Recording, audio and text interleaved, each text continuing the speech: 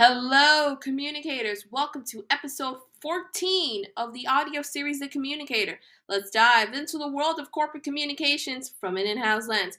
I'm Yesenia Reinoso, your host, and thanks so much for tuning in. If you are new to the show or are a general member, hit that subscribe button. You can also share, like, and comment on this and previous episodes at your disposal. Spread it far and wide, my friends. I'm available on social media, so follow me on Instagram, LinkedIn, and Twitter/X. All of my handles are listed in the episode description box below. And finally, this episode and all previous 13 volumes are now available across all primary podcast mediums. Every new episode comes out on the first and third Mondays of the month, which you can hear on your laptop, mobile, or any portable electronic device. Now that we got all those typical housekeeping details out of the way, welcome back to a brand new episode of The Communicator, episode number 14. We are now just one. Yes, you heard it right. One episode away from the season 1 finale of The Communicator, taking place 2 weeks from today, Monday, December 4th. I hope you got that day circled on your calendar, and it is something that I have been so anticipating. We are now about to reach the final station of the season 1 journey. As of right now, we are in the penultimate episode, the second to last stop, and I, for one, cannot express my deepest gratitude to the entire Communicator family for being a part of this journey since I first started this podcast. And as I've always mentioned time and time again, this is only the beginning. The Communicator is on its way to doing bigger and better things, and I cannot do this podcast show without you. You are the heartbeat of The Communicator. You are the voice. You are the soul. You are the spirit. And I, for one, just putting a product that I can feel very proud of for all of you, not only to listen to, but to interact and build a community. I can't thank you enough.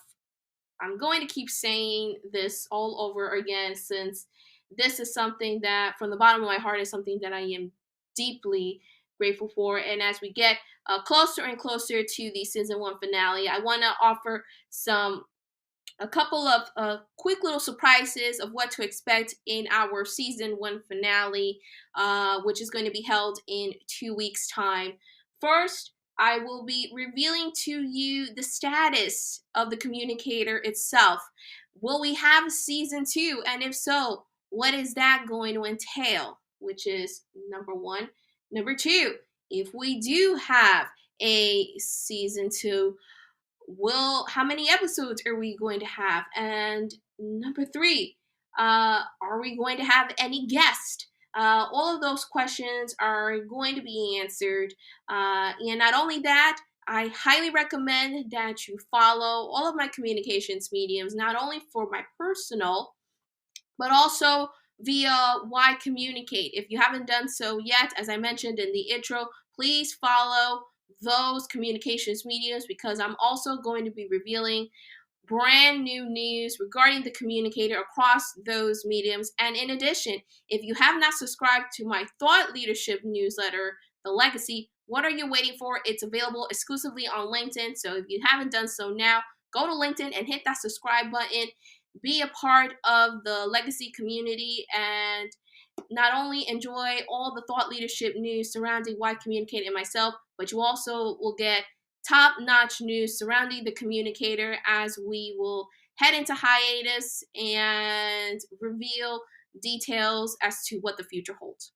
So, with that in mind, we're now going to dive into episode number 14 of The Communicator, which puts the emphasis on one of the core communications materials every PR professional should know and have, and that is a press kit. Over the last several weeks, I have been interacting with not only with PR pros, but also individuals who are interested in not only learning more about PR press kits, but also ways as to how to customize them to their liking, the cost, whether it's done in-house or outsourcing, and of course the importance as to why you need to have a press kit, as it is pretty much your brand portfolio, a way for not only the press but also partners, sponsors, and as well as stakeholders and other key individuals getting a glimpse as to who you are as an individual or as an organization and as a brand. And so, with that, it seems quite poetic that today's episode is all about the basics of press kits, from what exactly is a press kit and the materials that you would like to have into it, to the cost, and of course, the why, because we are storytellers and no episode is not complete without the why. So, with that, let's communicate about press kit basics, shall we? Great. We now going to dive into the first part of the press kit basics episode, aka your one-on-one, is what is a press kit?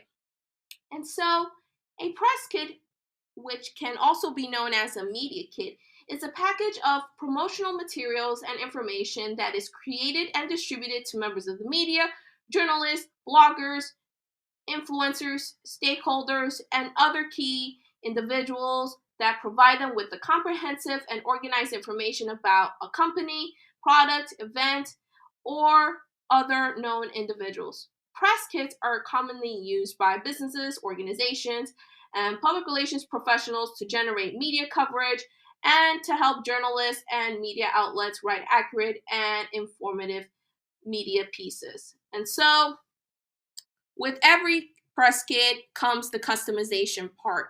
And so many organizations have the power to customize it to their liking. There are many ways as to organizations to play around with the branding and figuring out the kinds of materials that they want to incorporate into the press kit. This is where the fun part is, because many organizations could have a wide variety of materials, or others can remain sleek and just keep things down to a minimal, I should say, but also keep it direct, as long as all of the known parties who be receiving the press kit are going to be able to fully understand as to who you are, what you represent, your mission, your vision, and as well as the objectives as to what you, the individual, or as well as the organization, are trying to achieve.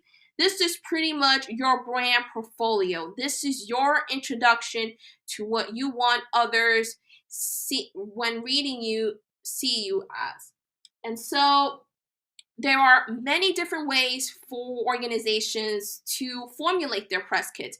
Some can go with everything that we are about to list, or they can choose from the list that I'm about to reveal and customize it to the liking. Again, it depends as to the preference of the organization. You can have all of the materials, you can have some, or you could have one or two. It depends as to what is the overall vision for what the organization is trying to do, and also the accessibility part. There are two ways to handle or give press kits, whether it's through print, where you could hand deliver or give to the reporter, or you could have it electronically. Nowadays, many organizations typically do it now through electronically, but in the past, it's always done through print.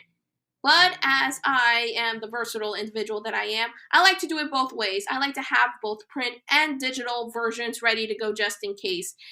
Given the circumstances, you never know. Many people are still reliant on print, but of course, you want to save trees and you will always want to have a digital copy available. And so I always recommend to have both versions ready, but definitely more an electronic version, since we are so pro technology and it's much easier for reporters, bloggers, influencers, among others, to be able to access. And so, when you're formulating a press kit, it includes some of the following components.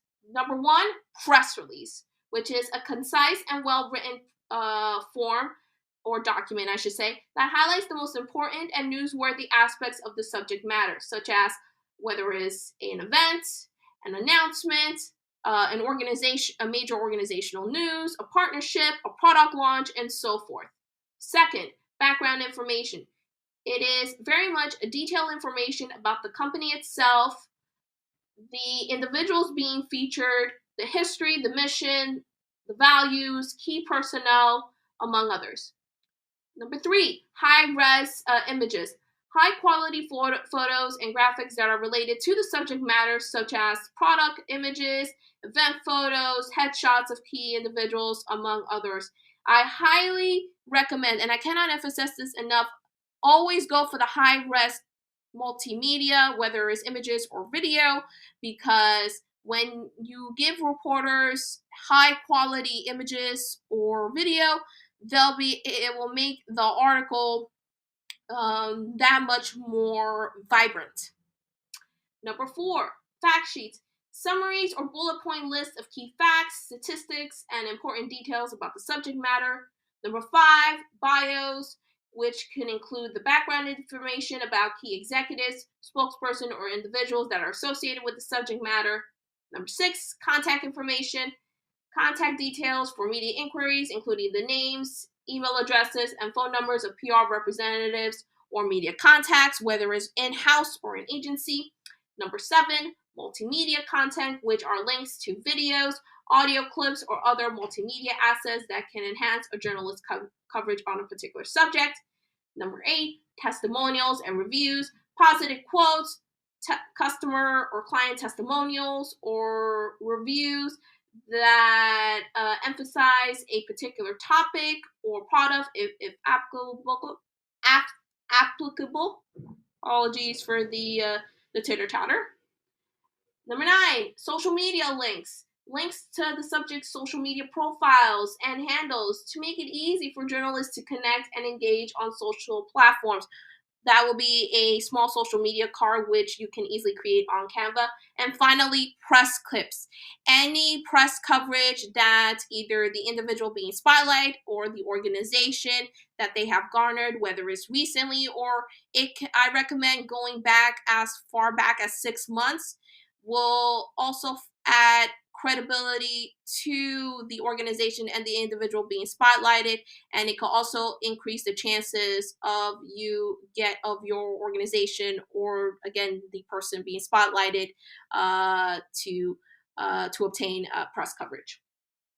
Press kits are typically provided in digital format, often as downloadable files on a company's website or via email, where they can be distributed physically in printed forms at events, conferences, or press conferences. The goal of the press kit is to make it easy as possible for journalists and media professionals to gather the necessary information and assets to create accurate and engaging stories about the subject itself. And so we as PR departments, we want to make it easier for the press to not only obtain the information, but also give them the tools and the resources for them to write their story. And so whenever and whatever the chance that we get, we can make their lives much easier. This is where the press kit comes in handy, and being able to give them all the information that they need to be able to write their story is going to make things a whole lot easier, and they're going to refer to you a whole lot more as the expert. You make their lives better. Help them help you. Having a press kit is definitely important for several reasons, especially for businesses and organizations and individuals looking to garner media coverage and effectively communicate their messages to the public. And now we're going to shift course to the second part of this show, which is the why. Why is it important for organizations, whether it's in-house or agency, to have a press kit in place? And so these are some of the key reasons. Number one, obviously the most important, which is to facilitate media coverage. Having a well-organized press kit will make it so much easier for journalists and media professionals to access essential information and assets about your company, product, event, or individual. This, in return, increases the likelihood of media coverage and publicity. Number two, saves time and effort. Another key point. Journalists often work under very tight deadlines, and a comprehensive press kit can make them save valuable time and effort in researching and gathering information. This convenience can make your story even more appealing to media outlets and increase the likelihood of it being picked up by other outlets. Remember what I just mentioned. Help them help you. Make their lives a whole lot easier by giving them a press kit that highlights the entire roadmap of what you want them to cover. Is going to make you even more reliable and much easier for your client, whether it's organization or individual, to obtain media coverage. Number 3, ensures accuracy. By providing accurate and up-to-date information in your press kit, you can help to ensure that media coverage of your subject matter is very much factual and free from errors or misconceptions. Especially at a time where we put such a high emphasis on credibility, having a press kit will increase the likelihood to cement your subject matter, again, whether it's a person or an organization, as a true, credible source. Someone reliable and being able to establish your footprint in that particular market. Number 4, message consistency. Having a press kit provides a consistent and controlled source of information that allows you to convey your key messages and branding in a way that strictly aligns with your strategic goals. PR departments love having control. Working in a PR department gives you a 100% spectrum for you to be able to customize, execute, and control the type of messaging that you want, how many times that it needs to get repeated, by who it needs to be said, and the reasoning behind it. When individuals have total control of the messaging, they are going to be able to inform and shapeshift the narrative to their liking. Number 5, professionalism. Offering a well-designed and informative press kit reflects professionalism and demonstrates that you take your media relations very seriously. It can also enhance your reputation and credibility with the media. Number 6, access with ease. Digital press kits can be easily distributed to a wide audience, including journalists, bloggers, influencers, and stakeholders, ensuring that your information is readily available to those who need it. And when you make yourself easily available, you'll be able to, in return, obtain the trust of all of those key media individuals and also increase the chances for your organization to not only be featured, but featured as many times and as prominently as needed. Number 7, storytelling. A press kit allows you to craft a compelling narrative about your organization or subject matter, helping to engage the media and formulate a more interesting and newsworthy story angle. Number 8, event promotion. If you're organizing an event, obtaining and having a press kit can help you attract media attendance and coverage, increase the visibility and impact of your event. Number 9, investor relations. For businesses, press kits can also be useful in investor relations by providing potential investors with detailed information about your organization's financial performance, leadership, and future prospects. And finally, number 10, crisis management. In the event of a crisis or a negative publicity situation, having a well-prepared press kit can be instrumental in managing the situation by providing accurate information and addressing concerns publicly. And also having access and obtaining the press kit in a timely manner will also increase the likelihood for you to be able to control the narrative and as well as ease any concerns if your internal or external audiences are having. In conclude, overall, having a press kit is a valuable tool for effective communications with the media, conveying key messages, and generating media coverage. It is so essential. It is, again, so essential, an important component of public relations and media outreach efforts for businesses, individuals, organizations to be able to seek building their brand and sharing their stories with the general public. And now we're going to go focus onto part 3 of this show, which is the cost to building a press kit.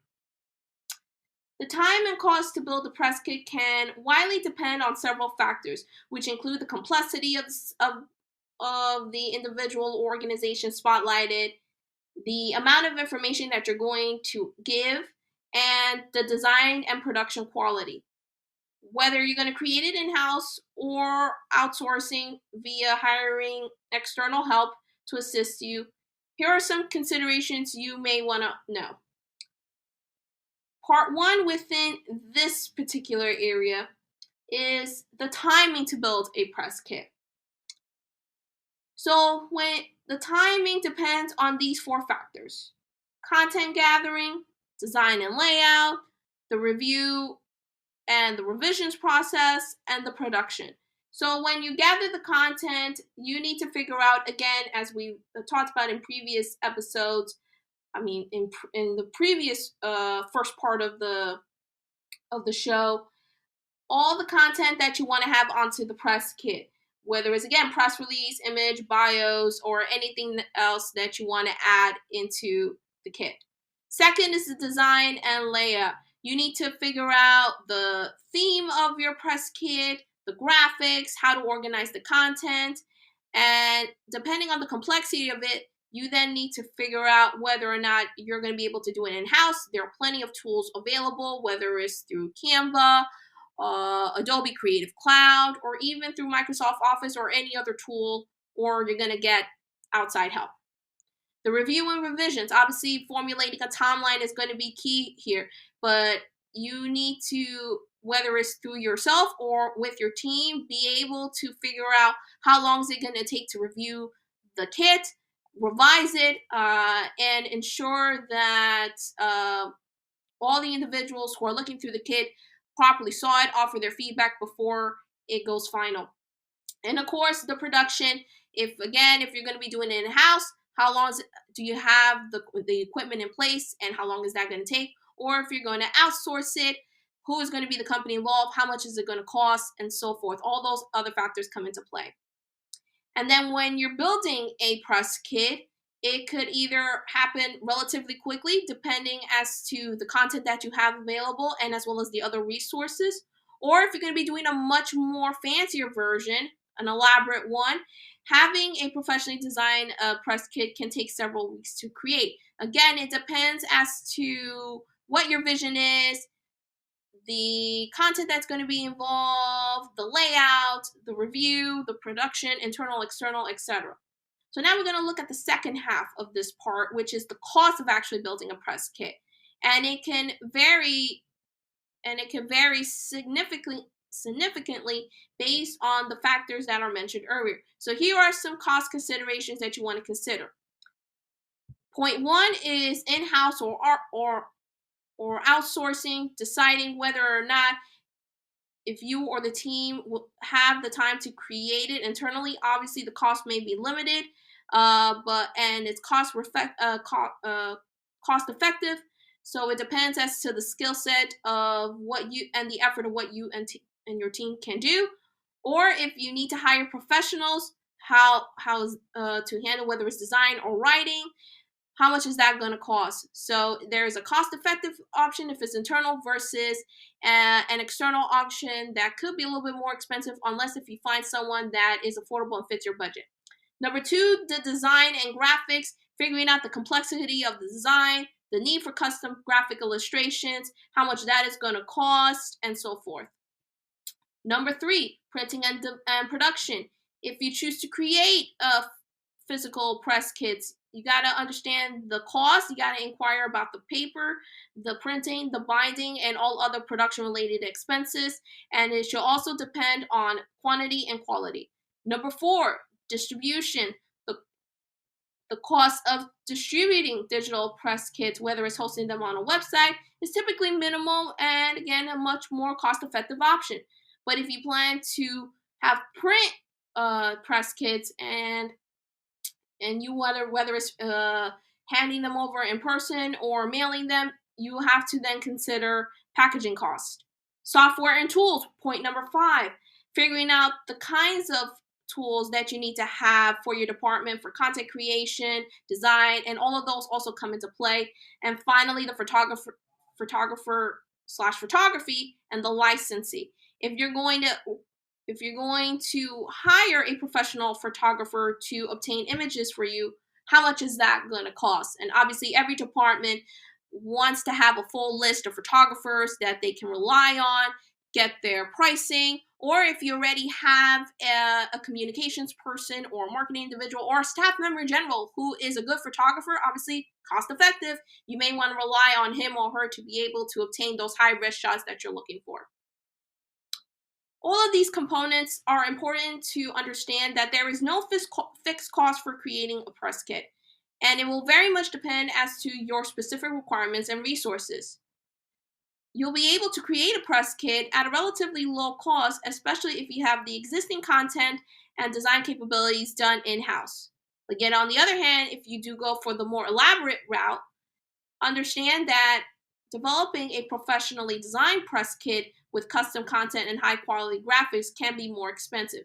So before you start the process, I pretty much advise all of you to outline your budget and objectives for this press kit, whether it's going to be done in-house or outside, and be able to gather quotes or estimates from designers, writers, uh, editors, and other professionals to be able to determine a much more accurate cost and timeline for your specific budget. And remember, I certainly believe that all in-house professionals should be able to customize their own press kit from the ground up from within their own departments, but I understand if they want to go with a more high quality value, and if they have individuals from external sources that can do the work for them, then obviously that will be highly recommended.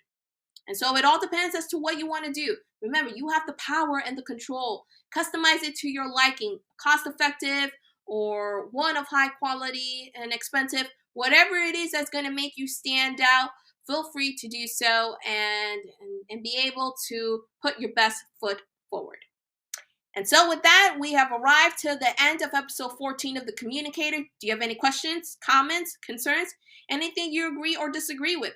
What topic should I focus on next? Any feedback is highly welcome. Just email me at yr.ymedia@gmail.com. The email is listed in the episode description. And don't forget to follow me on social media and on The Communicator. Hit those subscribe buttons once again. Share, like, and comment away as we continue to elevate this podcast. Leave a 5-star rating or review. And lastly, tune in to the season 1 finale, aka episode 15, in 2 weeks' time. And I will see you on the opposite end of the corporate communications spectrum. Till then, everyone, so long.